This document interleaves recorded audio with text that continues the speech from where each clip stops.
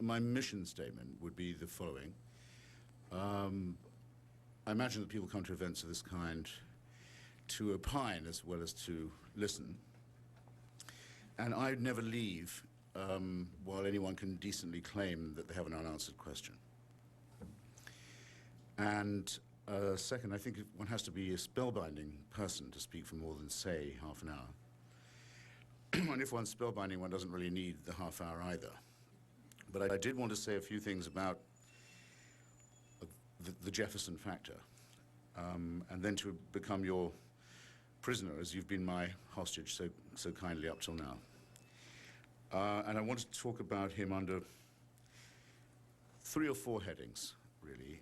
Enlightenment, war and revolution, nation building, and slavery. Philadelphia in the second half of the 18th century may not exactly have been 5th century Athens, but it was an extraordinary place and time and coincidence of what I think of as Enlightenment scholarship, people who knew and cared about the sciences, about biology, about medicine, about law, about engineering, all seemed to be there at the same time in an extraordinary way.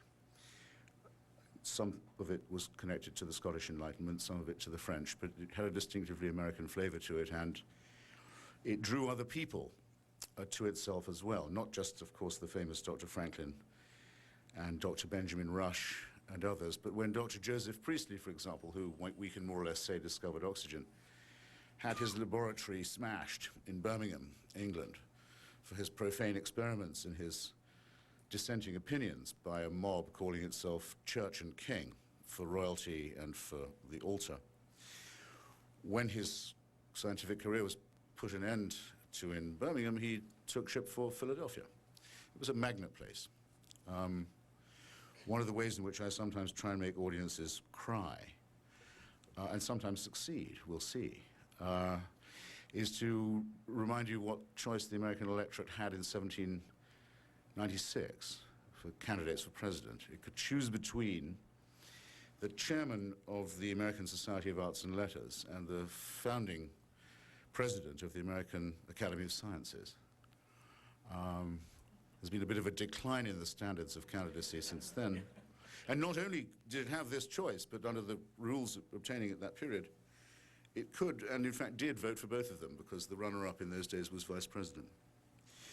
So we're talking about a serious moment of what I still naively like to think of as the Enlightenment, and I would define it like this: the belief in free inquiry, the belief in scientific experiment, the ability to conduct and test such things, and the belief that this was itself an emancipation, not just from disease or ignorance or stupidity, though there were such conflicts. For example, Thomas Jefferson not only organized a program of inoculation against smallpox, which he extended, by the way, to all of his slaves at Monticello, but he also helped Dr. Jenner organize a system whereby the vaccine could be transported without losing its efficacy once a method of cooling it and keeping it cool had been found. And this was at the time when Timothy Dwight, the best-known divine of the day, still celebrated at Yale, was saying that inoculation against smallpox was an interference with God's design, which, of course, if you believe in intelligent design, would be true, or in the argument from design at all.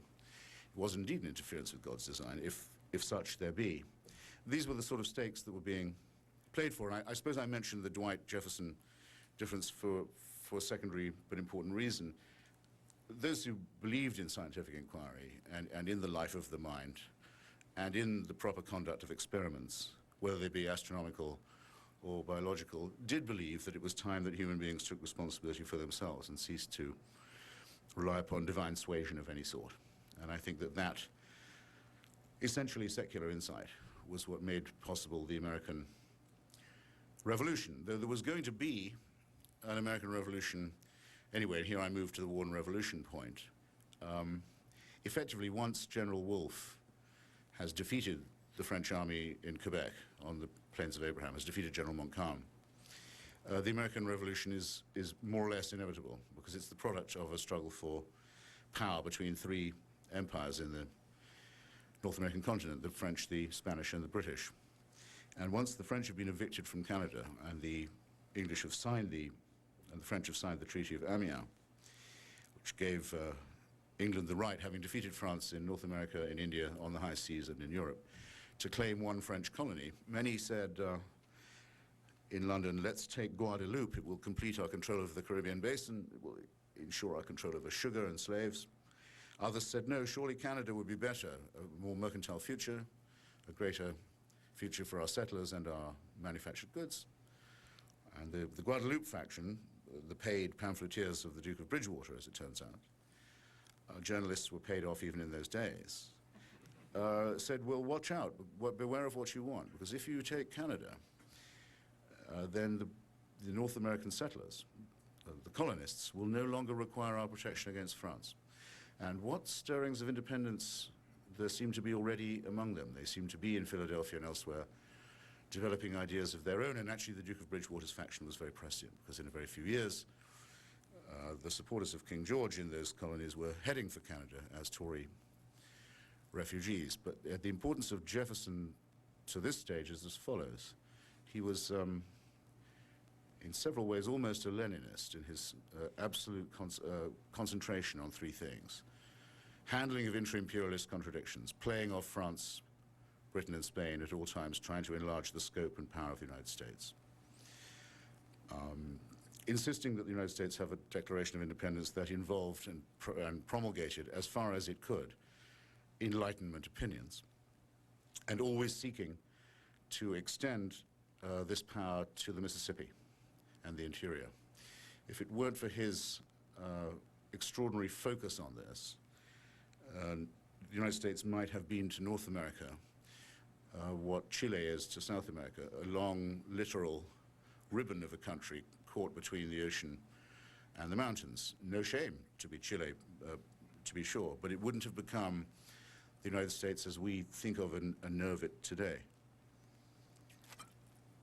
And war and revolution were his speciality, and he was extremely, as I say, very cold and ruthless in pursuing the American interest at all costs in this respect, always backing the French Revolution, always saying, even at the cost of his political career at one point as Secretary of State, that the fact that there was now another republic on the face of the earth, that America was no longer alone, that the ideas of the American Revolution had been written, partly by himself and by Thomas Paine, into the first French Universal Declaration of Human Rights, that this was above all important, that it meant that there was going to be a limit eventually to the power of the British Empire to circumscribe American independence. But I can't claim that he was always on the side of revolution, because the most important revolution that occurred after the French on this side of the Atlantic, in this hemisphere, in the Caribbean, was the Haitian Revolution, to which all of you here owe a debt that I don't think all of you understand. There's a wonderful book by C.L.R. James called Black Jacobins. It's about the first successful slave rebellion in history, and the proclamation of the first ever black emancipated republic under the leadership of a brilliant general named Toussaint Louverture, which took the slogans of the French Revolution and turned them on the French colonial masters and slave owners of Haiti, and was drowned in blood, but not before it had destroyed a French army and a French fleet, and not before it had forced Bonaparte to consider that he was in urgent need of money to finance his equally ludicrous and insane war against Russia, and that therefore he might as well abandon Haiti and offer the territories of Louisiana for sale to the United States.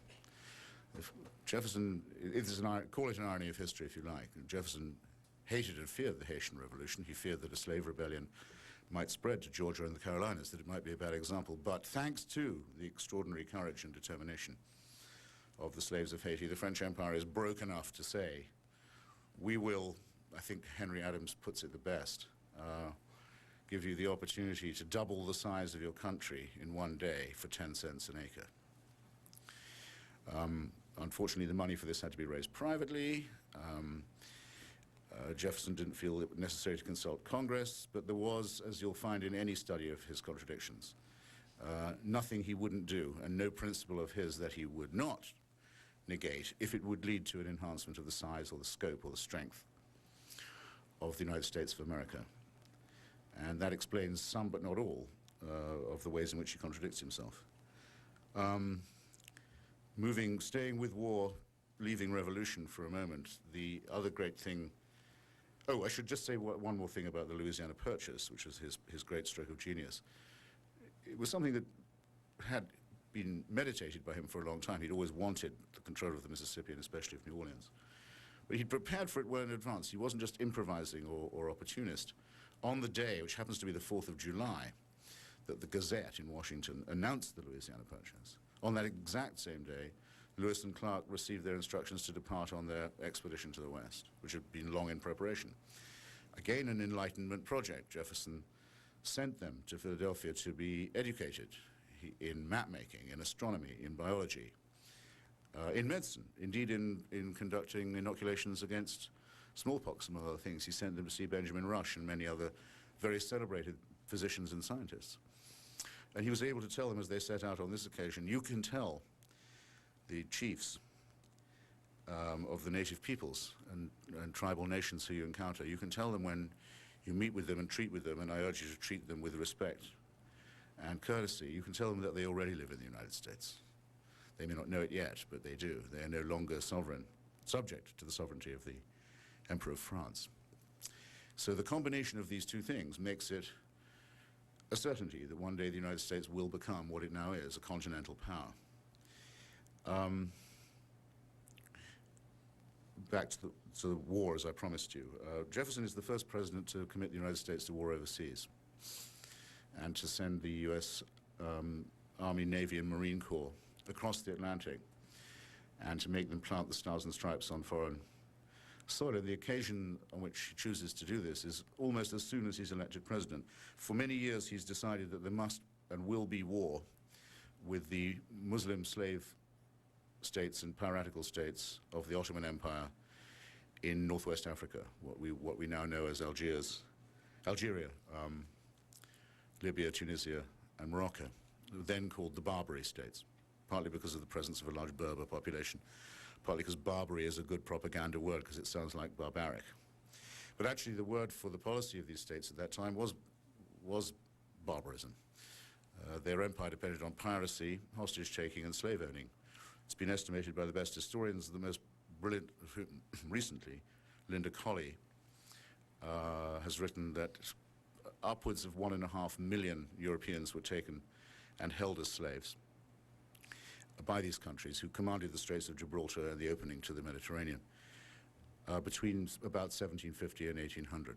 These states also took part in the African slave trade, east-west as well as north-south, but their principal slave population was, as it were, European. They had very sophisticated ships. They could send them as far north as Scotland and Ireland.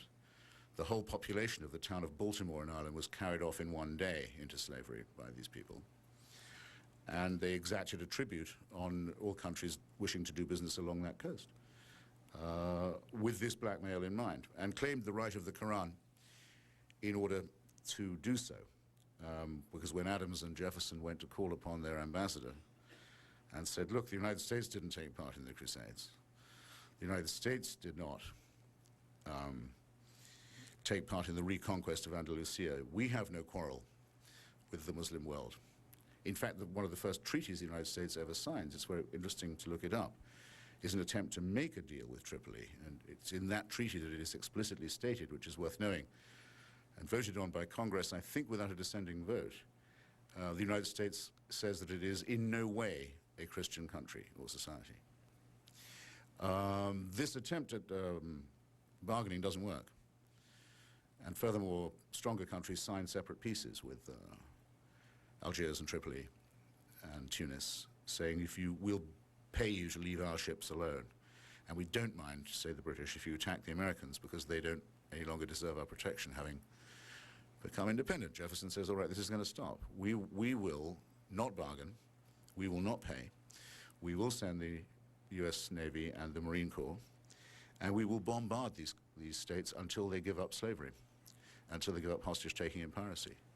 And it takes only a couple of years before that works. He doesn't, again, consult Congress. He waits till the fleet is just far enough over the horizon to be beyond recall before he notifies anyone of his action, which has been, I think, meditated by him by then for nearly 25 years. He's waiting for a chance for his revenge on these states. He doesn't insist on a regime change in these countries, but he does insist on a behavior modification policy change, and does get it at the point of a gun. It's announced by him what he really believes, that the United States is an empire of liberty, and will be an empire for liberty, and will be taken seriously by the other powers in the world from now on, and will back up this with force when and if it feels the need. Perhaps I dwell on it slightly in my book for another reason, which is that at least that was one slave trade he was able to put down. Because I should now mention my fifth point, which infects and inflects all the others, which is the consistent thread of the slavery argument in all the phases of his political life. Going back to my beginning, Jefferson and his friends in Philadelphia at the American Academy of Sciences loved to see new inventions brought and tested. They would have special meetings to do this. They loved nothing better than to see someone invent or test a new balloon, for example. Jefferson was very interested in the possibilities of air travel. To try the cutting of a new vine to see if it would transplant into American soil. It's not entirely Jefferson's fault that Virginia wine isn't quite up to snuff yet. It's better than the Connecticut Chardonnay, but it has a way to go. To see a new weapon, a new gun being tested and designed, to see a new experiment with vaccination. They loved all this, and they believed that it would increase the power of man over nature and diminish, if you like, the power of man over men. And they were a little naive in believing that all technology was improving and civilizing, because, of course, Mr. Eli Whitney's cotton gin turned out not to have this Enlightenment effect. It made, in fact, the cotton economy stronger and more profitable, and increased the demand for people who would do the heavy lifting and work in those fields to feed the cotton gin, and therefore to prolong chattel slavery long beyond its natural span, if such a thing can have a natural span. So from the very beginning, it's the worm in the bud. Some would melodramatically want to say it's the original sin of the United States. Jefferson tries to write a paragraph into the Declaration of Independence forbidding slavery. It's struck out by the majority because they fear they can't bring Georgia and the Carolinas along with them if it's kept in.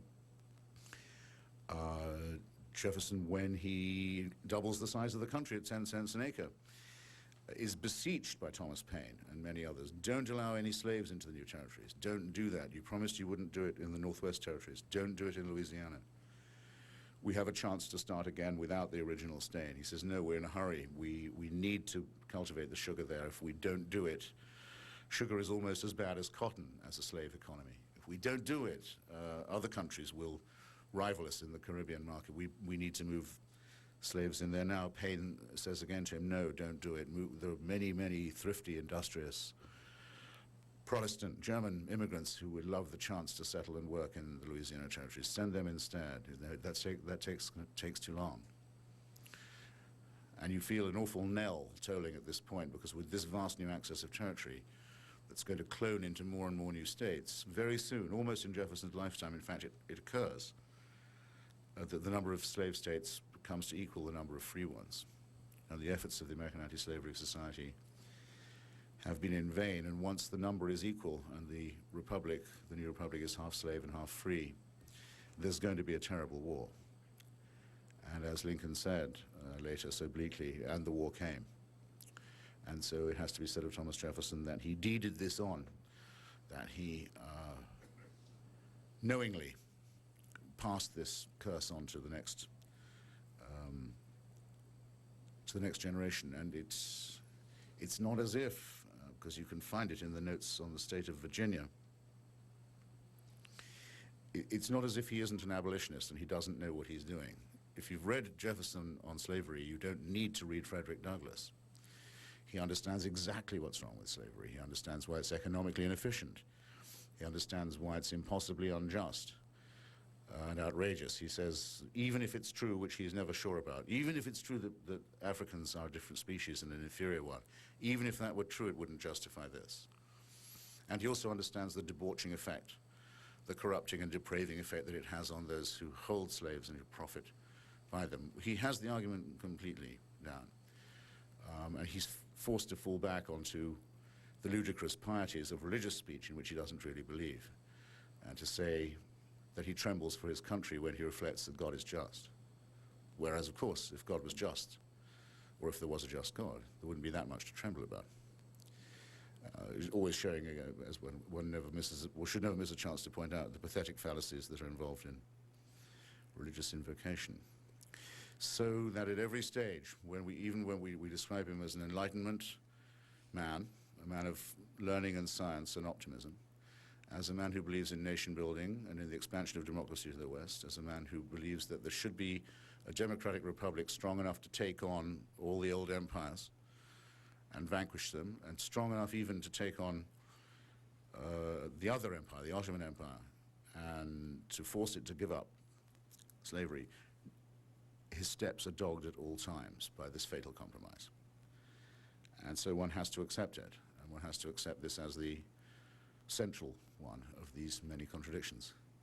I was in California giving a lecture on Jefferson in San Francisco about a week ago, and it happened to be the day that the Jefferson Elementary School in Berkeley decided to change its name rather than have any further association with this disgusting slaver, and changed the name of the school to Sequoia. And I thought to myself, well, I could just try to be funny about this. After all, you know, the trees were here first. It's an arboreal republic. Trees have rights too. Or I could be annoyed with it, thinking, honestly, you know, what next? The abolition of history, the pretense that we don't come from anywhere. But I decided to think, no, I don't really care what they think there. It doesn't matter what they think. It's a pseudo-radical position that has no real consequences. It doesn't mean anything. It doesn't commit you to anything. It's a striking of an attitude. And there wouldn't be such a place as Berkeley, nor would Bishop Berkeley have been able to imagine the New World being projected that far west if it wasn't for Thomas Jefferson. So whether they know it or not, they're only entitled to this futile exercise because of Mr. Jefferson's labors.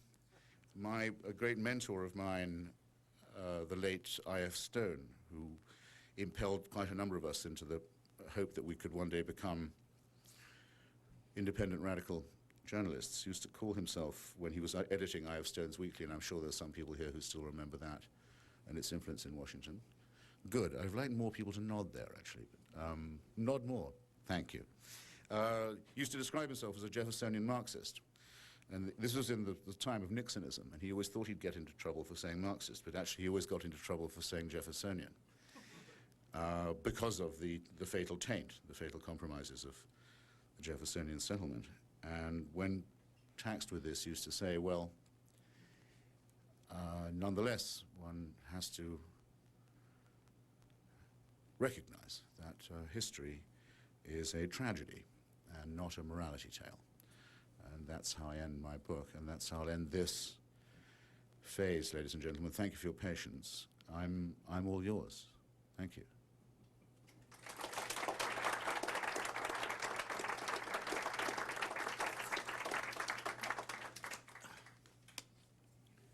I don't know if it would be invidious if I pointed to questioners. You are not to know, for example, whether or not I seeded the room with members of my immediate family. Will you trust me to point to people?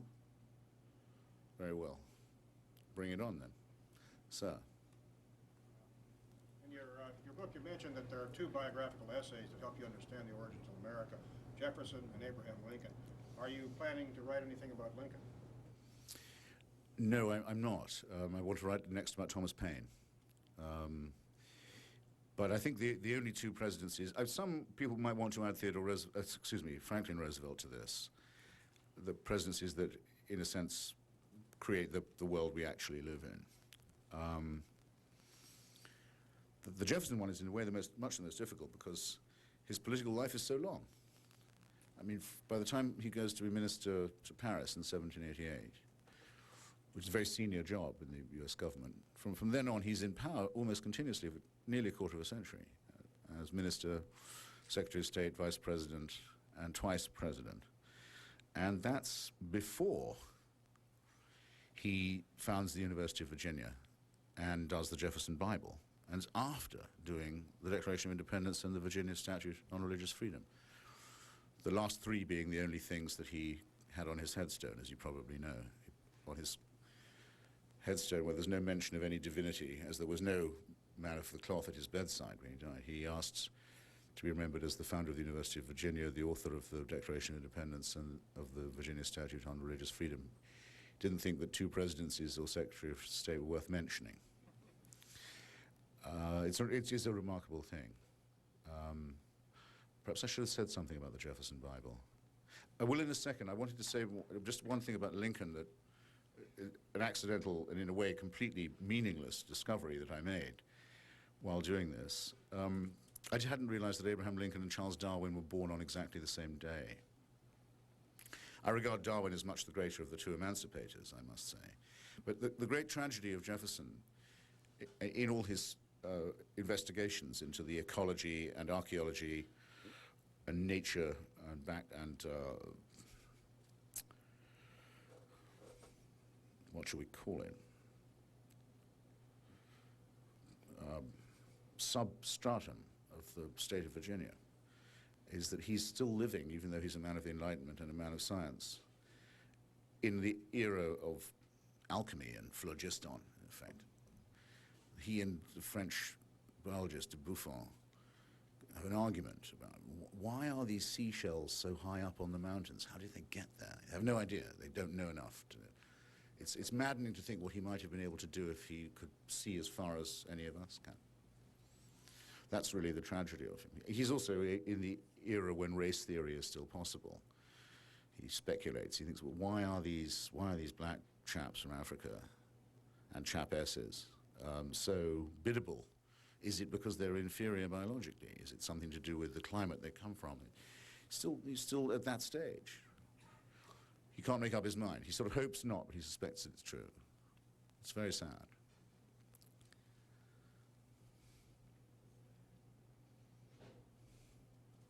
Yeah.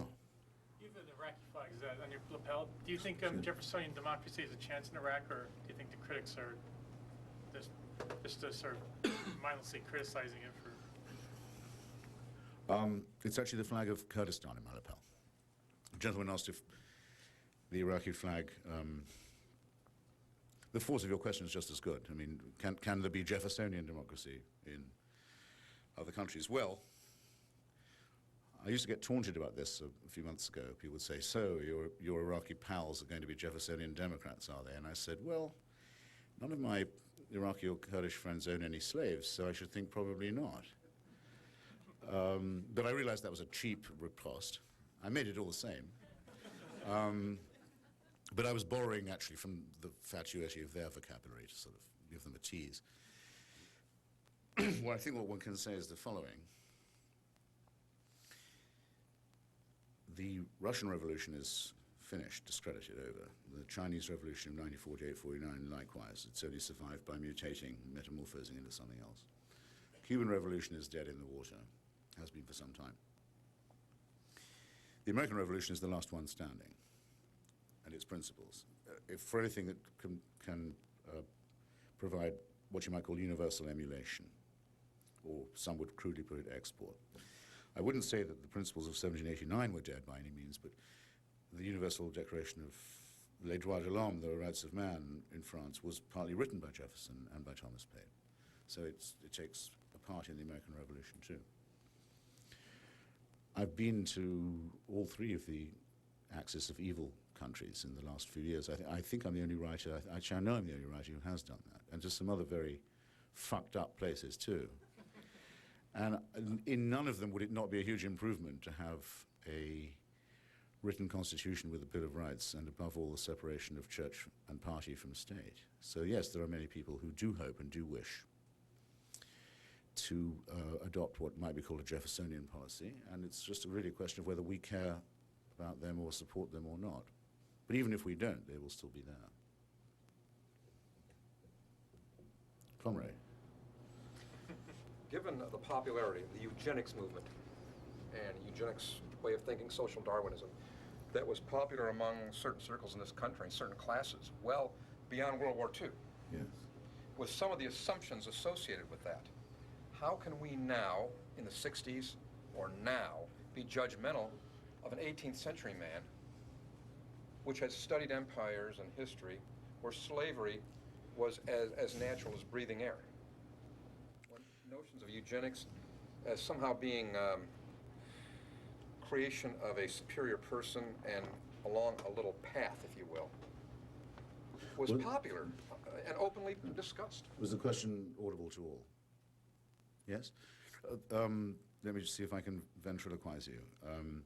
The gentleman says that given the appalling influence of eugenic theories in our own time, up to our own time, as you, I think you put it, how can one be judgmental, as he phrases it, about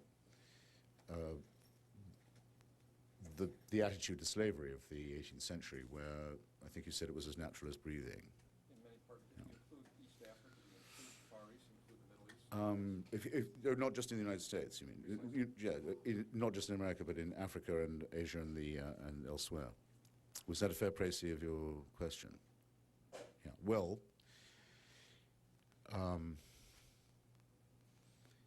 you hear this kind of point made sometimes also about the anti-Semitism of, say, T.S. Eliot. People say, well, in those days, mild anti-Semitism was the norm, was common, and so forth. So let's not use our standards to judge Mr. Eliot. I don't think that's true. For example, there were people who were his contemporaries. W.H. Auden was one, George Orwell was another, who wouldn't put up with it and didn't think it should be accepted as a common social prejudice. So yes, one has, to that extent, the right to be judgmental, and there's no question that, just to think of three names, I mean, Benjamin Franklin, Thomas Paine, and Benjamin Rush were all in by 1775, before there was a United States, for the members of the American Anti-Slavery Society. And I think there was a Mennonite petition against slavery in Pennsylvania even earlier than that, even though it was true that up till then, as far as I know, there's no Christian protest against slavery until the 17th century. Christianity is not just compatible with slavery, it recommends it in many places in the Bible, mandates it, in fact, in some places, doesn't condemn it in the Ten Commandments, certainly orders it to, and genocide, to be carried out in other, as does Judaism, for the same reason, and as does Islam, mandates slavery or license it. And certainly did in Africa and in the Mediterranean, and as far north as Ireland. In fact,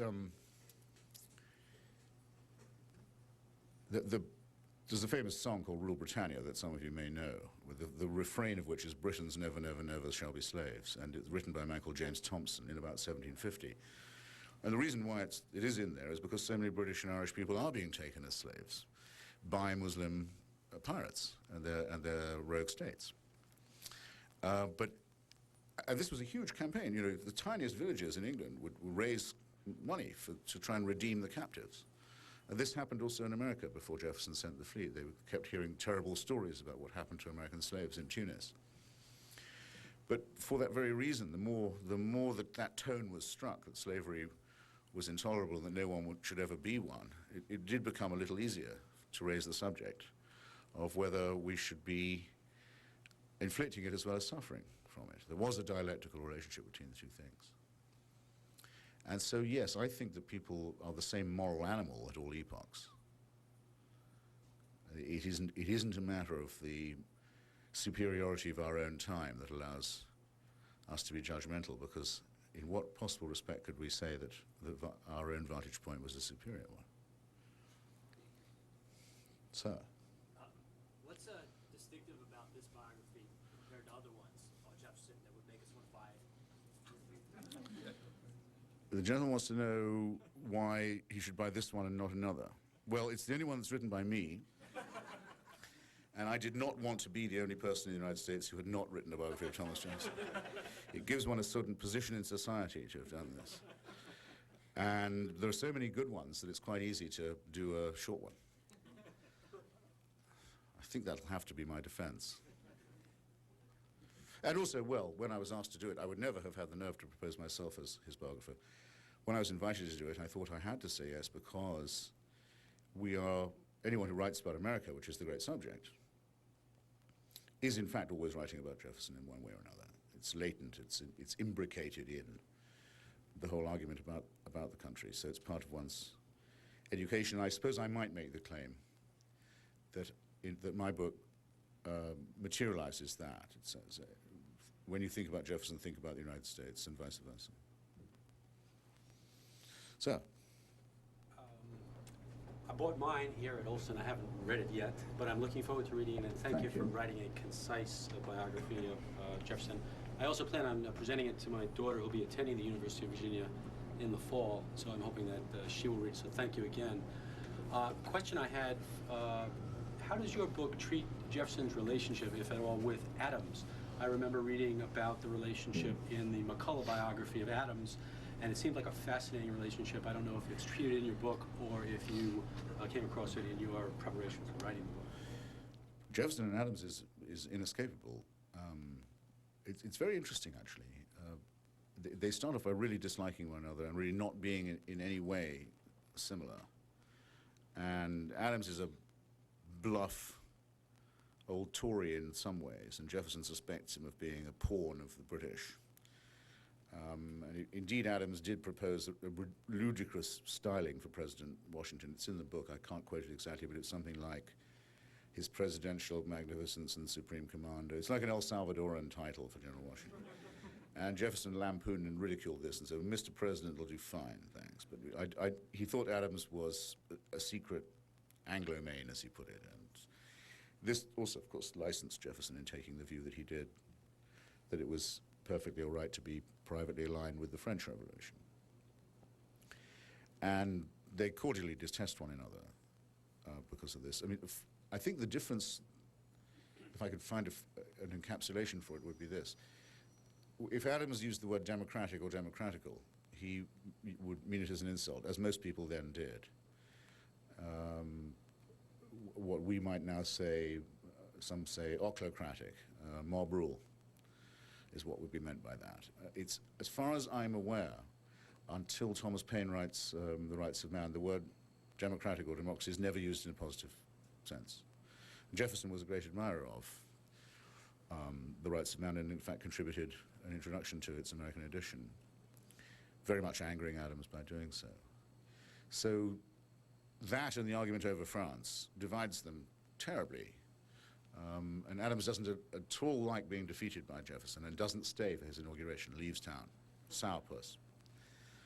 The correspondence goes on later into life, and it becomes rather charming as they get older and as they become the only two real old survivors of the early days. A lot of correspondence about wine. Have you tried this new case of, etc. You know? Are Virginia wines getting any better? All this, a lot of talk about wine. And it's strange enough, it's Adams who encourages Jefferson to do his Bible, his Jefferson Bible. I don't know how many of you know about this, but in retirement, he took a copy of the New Testament in one hand and a pair of scissors in the other, and cut out everything from the New Testament that was absurd, or evil, or wicked, or stupid, or mythical, or contradictory, or otherwise odious, which left him with a very short book, as you can easily imagine, which you can now get, a beautiful edition from the Unitarian Church, in which Jefferson had a slight interest. He had sort of, there were no Reformed Jews in those days, so he thought Unitarianism was the next best thing, and that's my surmise. And Adams is the one who encourages him to do it. Strange that. I don't quite know whether it was Adams thinking, I'm not going to, so you do it, but that is in fact the origin of the Jefferson Bible, which is well worth reading. Sir? You spoke about the war against the Barbary coast pirates almost as a kind of idealistic campaign. And I'm just wondering, were there also prevailing economic reasons behind that particular venture? In other words, protecting shipping, that sort of thing, that you might have come across in your research? No, the gentleman asks whether the war against the Barbary states was merely a matter of principle or was a matter of economics. I mean, it was first and foremost a matter of economics. The freedom of navigation across the Atlantic and into the Mediterranean was being compromised by this. I mean, American ships were being captured not just off the coast of North Africa, but by North African raiders deep into the Atlantic and way up into the North Sea and the English Channel. And most European countries would make a separate peace on this and do their own bargain or trade with, pay their own ransom, or strike their own deal with these to avoid molestation. So Jefferson's view was he tried for what he called a concert of powers to get an agreement with Britain and France and Spain and Portugal and Malta, to say we'll collectively put it down, but no one would do it. They all thought they could get their own advantage from it. And all right, then we'll enforce the freedom of the seas for everybody, and we'll bombard their ports and sink their fleet. And it also led him actually to a very interesting compromise or diplomatic initiative. He made a friend of John Paul Jones. This is long before he was president. When he was minister in Paris and having to pay for John Paul Jones's mistress. By the way, at all points in Jefferson's life, I might just mention this now in case anyone wants to ask me about it, at all points you realize what a sexual being he was and how close was his command of the facts of life. It's always there. He's always handling delicate matters such as John Paul Jones's mistress when he's a minister, and providing women of the night to the Islamic envoys when they come to Washington and expect to be amused. He and Madison raised a private budget to keep them entertained. And I can give you some other examples of it. I mention it because so many historians write about Jefferson as if he didn't have a dick, which he sure did. Well, he makes a friend of John Paul Jones. He realizes is one of those men who's meant to be an admiral. He's meant to be a Navy guy. I mean, he's currently beached and broke and screwing around in Paris. Why don't you go and work for the Empress Catherine of Russia, who needs a decent naval commander in the Black Sea? Because there you can make life hard for the Turks, who are the imperial commanders of the Ottoman states of North Africa. Why don't you do that? Keep you busy, keep you in practice for when we build our own navy, and we'll inflict pain on the Ottoman Muslim Empire in the meanwhile. Jones goes and does this. And he thought a long time ahead about things of this kind and about making alliances and tactical maneuvers, and he was never one to forget any kind of grievance or offense or grudge. I like that in a guy, I have to say. Or in a president, anyway. Yes. My question has nothing to do with Mr. Jefferson. Oh. It has to do with an eminent Argentine. I heard once that you had spent some time with Borges. Yes. And if so, I wonder how you two got along. What you talked about. Well, it's a change of pace. The gentleman wants to know, is it true that I once spent some time with Jorge Luis Borges in Buenos Aires, which I did, yeah, in the winter of, there was summer in Argentina, of 1977. At the height of what history now calls the Dirty War between the Argentine military regime and its civilian opponents. And the man who I consider to be the greatest writer produced by South America, and the greatest appreciator in the Spanish-speaking world of English literature, and the greatest critic of it, was by then more or less blind. I mean, he couldn't move out of his apartment, which made all those works of his about the infinite library and the role of memory in the unconscious rather than sight seem even more affecting. And we talked for a while, and he asked me if I would read to him, because he had no visitors and he couldn't read anymore. He could point to where everything was on his shelf, even in this infinite library, and asked me to read Kipling, which I did. In particular, the harp. Do you know the harp song of the Dane women? Well, I know how it starts. It's the mourning of the wives and daughters of the Vikings, that their men prefer war to them. And prefer the sea and fighting and violence and danger to them. And it's what is a woman that you forsake her, and the hearth fire and the homemaker to go with that old grey widowmaker. It's a wonderful poem, and all of the words in it are essentially Anglo-Saxon. Kipling picked only ancient English words to write it. So, at that time, Borges was very pro-dictatorship in Argentina. He said he hated Juan Perón very much, and quite rightly, I think, as a demagogue and a crowd pleaser and a populist, and thought that the military were more classy, and said it's better to have a government of gentlemen than of pimps. Actually, it was a much ruder word. There's an Argentine word called canfinflero. It's a dockland term, which is much ruder than I will not translate for you. And when I told him I couldn't come back the next day because I had to go to Chile, he said, well, if you see that nice General Pinochet, do please give him my greetings. He's a true gentleman and once gave me a literary prize. But towards the end of his life, he changed his mind on all that and described the mad war over the Falklands as two bald men fighting over a comb, I remember. And began to criticize the Argentine regime for the desaparecido that disappeared and the torture and so forth. So he died as a man of honor. But that's secondary. I mean, one can't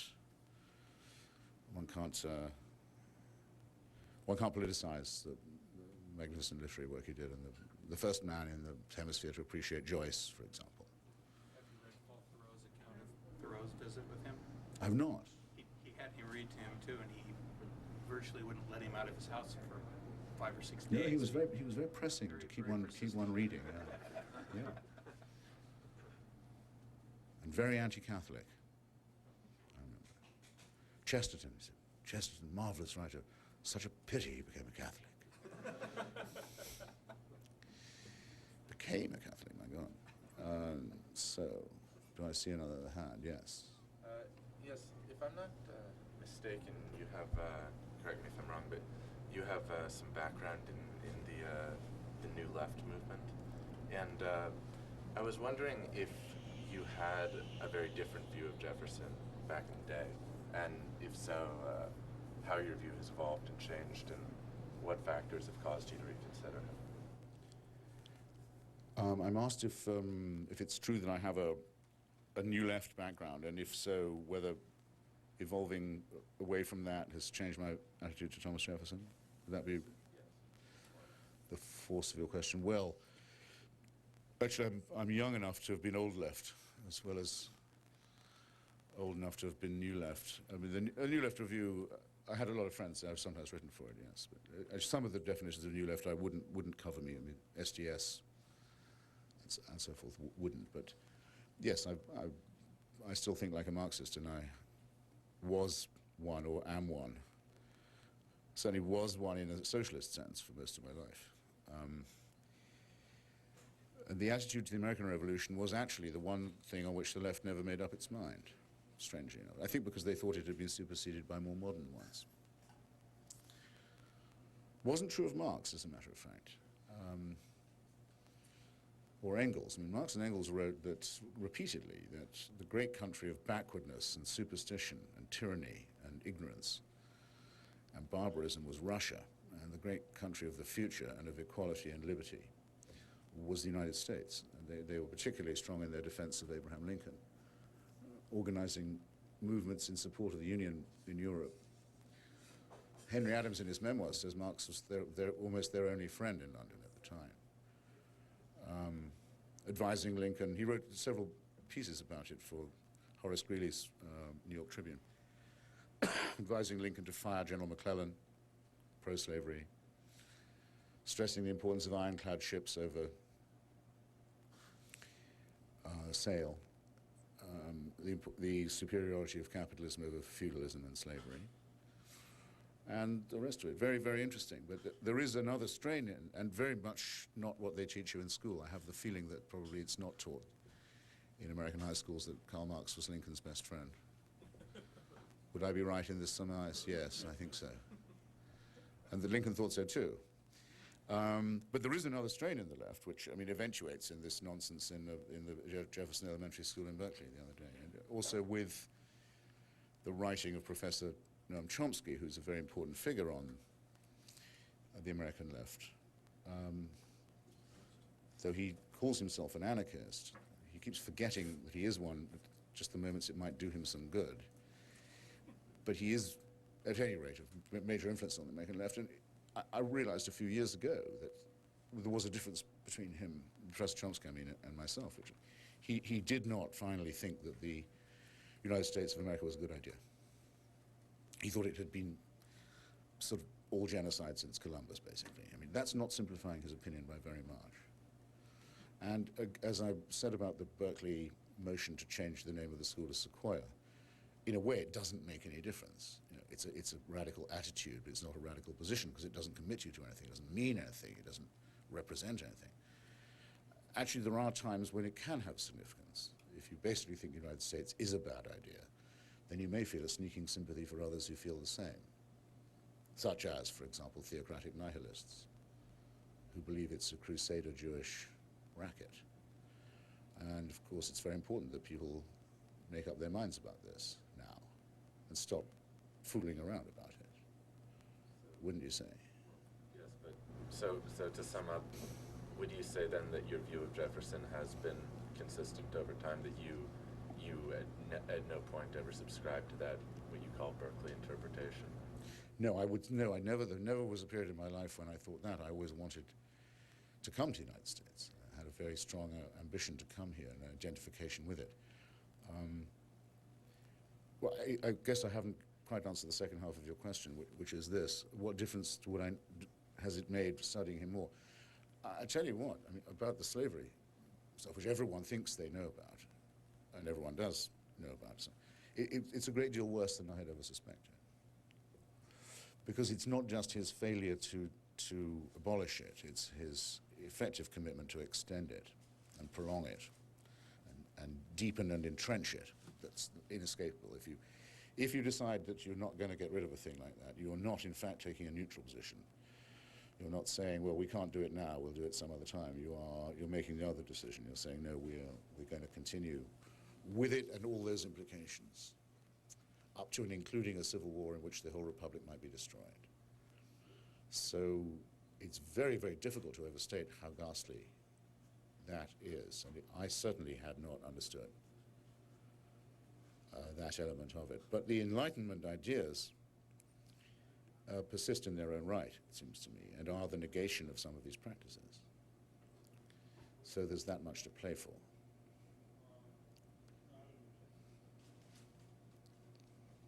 Yeah.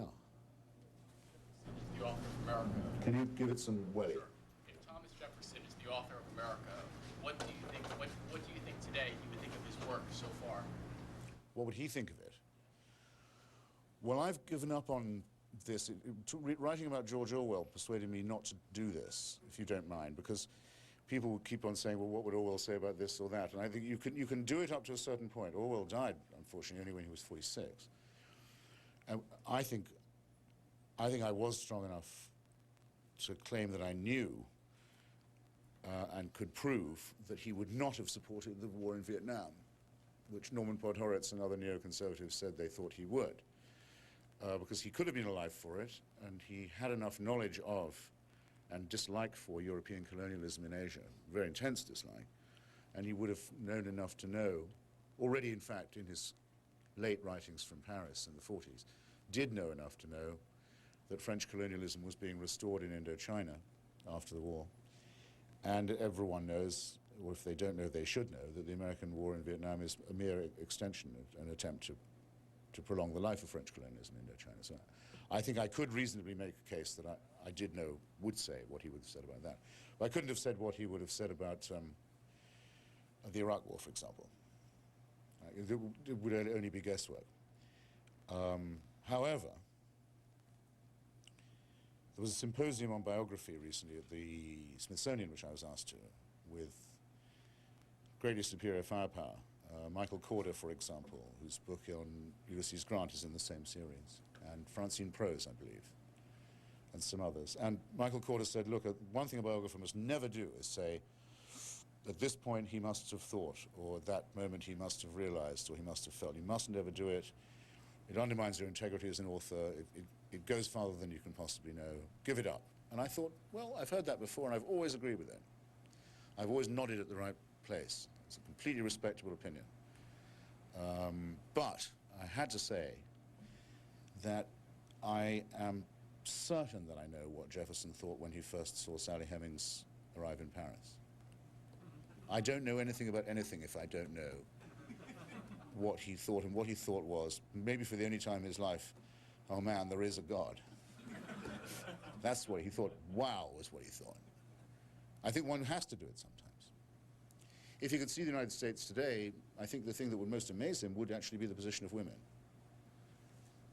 It's very interesting how little he pays attention to that, how he takes for granted the place, the domestic place of women. American womanhood would amaze him now, and stir him, I think, a bit, but it would absolutely astound him. I need some more water if someone can get me that, or something liquid.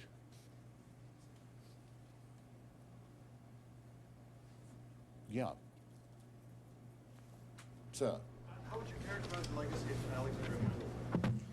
Well, Hamilton is someone about whom Jefferson is consistently unfair. And though I think, I believe that you couldn't have had the United States without Jefferson, it's probably fair to say that you couldn't have had it without Jefferson plus Hamilton, because Jefferson really does believe, in a way, in the agrarian future. The rural and bucolic society and the small community, partly owning chattel slaves, and partly small enough to conduct business intimately. Whereas Hamilton correctly sees that the future of the United States is mercantile and for free trade and business and urbanization. And Jefferson's one of the, and a bank. And Jefferson's one of those people, I think, who probably deep down thought that paper money was immoral, just somehow unsound. If you can't bite it, it's not cash. And took a very reactionary attitude on all this. But as with everything else, would compromise if he thought it would advance the general cause. And he said to Hamilton effectively, well, you can have your economic policy if we can have the capital in Virginia, which is why we're stuck here today.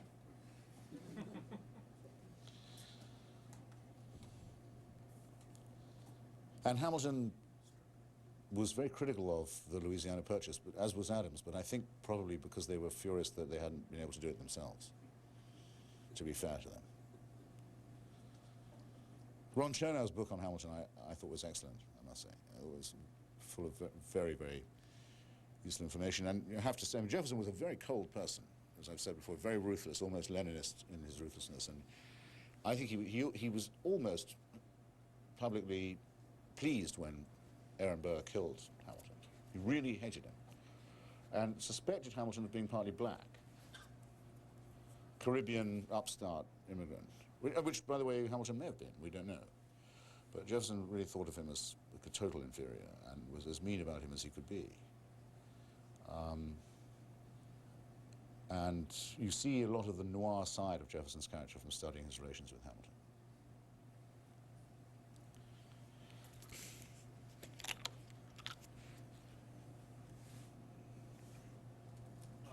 Your comments about Jefferson with regards to both John Adams as well as Alexander Hamilton. Do you think that Jefferson's ideas really have more importance in terms of sort of like a Hegelian dialectic in interacting and then moving things forward?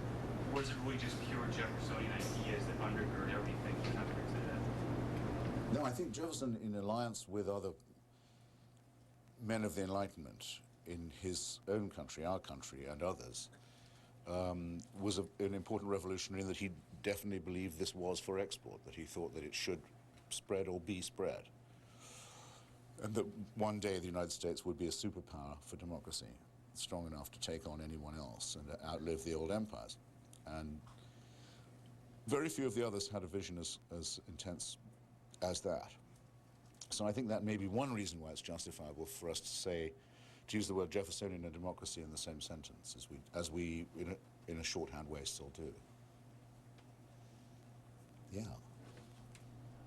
How do you reconcile Jefferson's obvious support for the American Revolution, where, you know, you see in the Federalist Madison writing that man is imperfect and therefore you need a constitution to check him, with his support for the French Revolution, which was very small d Democrat and did sort of believe in the perfectibility of man and the ability of any check on man was just going to be a bad thing? Well, Jefferson was lucky in a sense to skip the arguments at Philadelphia. I mean, he's a lucky guy, Jefferson, in many ways. He's often absent just when it's most convenient for him to be. He doesn't have to take a position about the Federalist Papers. People send him their copies or their comments on it. He comments privately in Paris about it, and and obviously is in two minds about it a lot of the time. In the same way, by the way, he's in opposition very briefly when Adams decides to build a navy and a Marine Corps to fight France. And Jefferson lets Madison criticize it in the Congress while he's staying home in Charlottesville not saying anything. What he thinks is, if Adams builds this fleet, I'm going to send it to North Africa. He's shrewd, fox-like. I don't think he was at all a believer in the perfectibility of man. And his influence in France was with and upon men like the Marquis de Lafayette, who were not Jacobin. But it has to be said, though, that when the Jacobins turn on Lafayette, and even on Paine, and try and institute a sort of engineering of the human personality through terror, Jefferson thinks that may not be too high a price to pay for the survival of the French Revolution. He's very ruthless about that. In fact, his writings on it are exactly like the writings of an early communist would be about the need to defend the USSR from all enemies. It must be defended at all costs. Now, Henry Adams, and I wonder what you think of his history of Jefferson administration. Well, I twice in my book quote Henry Adams because it's the most convenient summary of how much the United States is different at the end of the Jefferson presidency. How much more of a modern country it's become, how much more navigable, how much more densely populated, how much more committed to sending settlers out and then recognizing the new states they create, how much more prosperous and how much more militarily powerful. I mean, the best encapsulating paragraphs of that are in Adams, so I merely annexed them for my purposes. That's what gives you an idea of the scope, especially of his first presidency. It's a marvelous, well, all of Henry Adams' histories, and of course his memoirs are wonderfully interesting, and no longer taught in schools. Comrade. Getting back to this. No, wait a minute, there was one lady at the back, but she may have given up. No, she hasn't. I have two questions, actually. My first question is, what is the status of your citizenship application? That's the first question. It's lost in the labyrinths of Homeland Security. Well, welcome to the dark side. Thank you. My second question is actually a comment and a question. I'm happy that you've written the Jefferson book, and I'm a little disappointed. I would like to see you tackle a subject a little bit more riskier. As a cultural critic, you could write more, perhaps, on the dismal state of education in America today. You said that the Berkeley School renaming doesn't represent anything, but I disagree. I think that it does. I think it represents ignorance and increasing ignorance in America.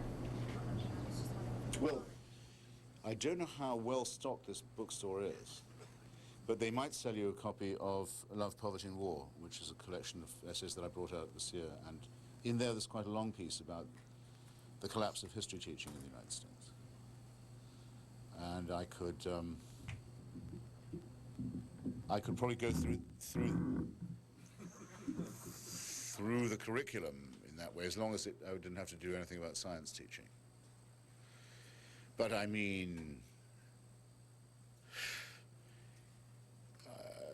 I teach a course on, it's basically on the English literary canon in at the New School in New York every year, and it's a graduate course, and every year it becomes more and more difficult to find a book that everyone has read.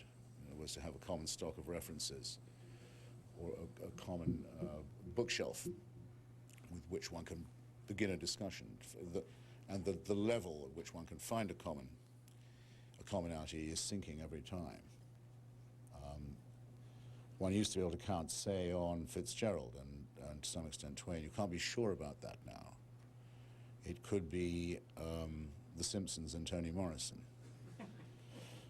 The second bit of which is not progress, I think. The Simpsons is better than anything that was around when I was a kid. But I mean, if that's what one is counting on for irony, then one is in low water. So yeah, believe me, it's in my mind. I'd just like to see more. You have read Love Hope? Yes, of course. You just wish it was longer? Well, that's fine. I think we could close on that, don't you? Thank you very much for coming.